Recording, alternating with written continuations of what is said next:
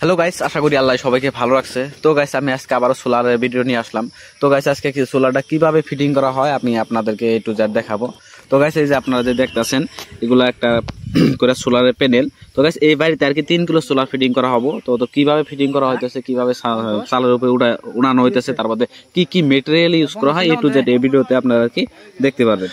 তো গাইস, এটা যে দেখতেছেন এটা হলো আপনার অন গ্রিড সোলারের প্যানেল আর কি।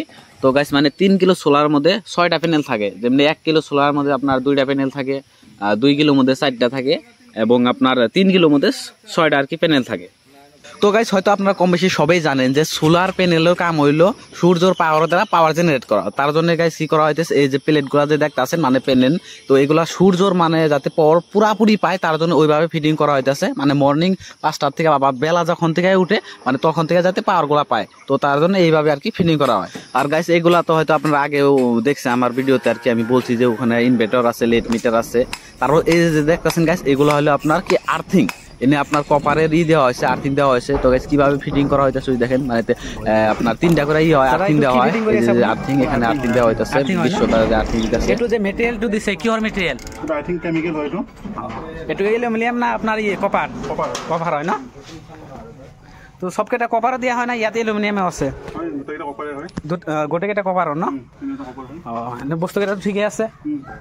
তা হাসানুর, তুমি যে এইবিলাক ফিটিং কৰি আছা সব ঠিক থাকে আছে না?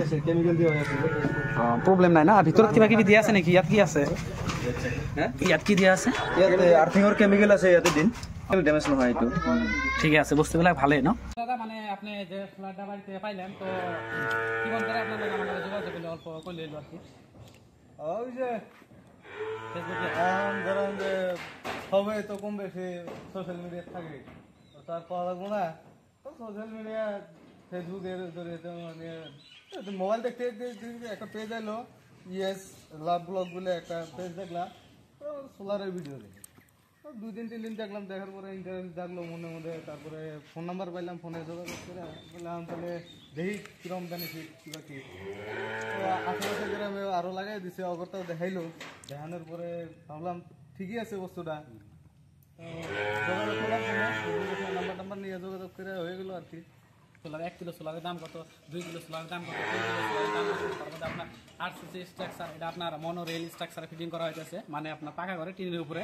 তো কিভাবে ফিটিং করা হইতেছে আমরা ভিডিও ক্লিপের মধ্যে দিব আর কি।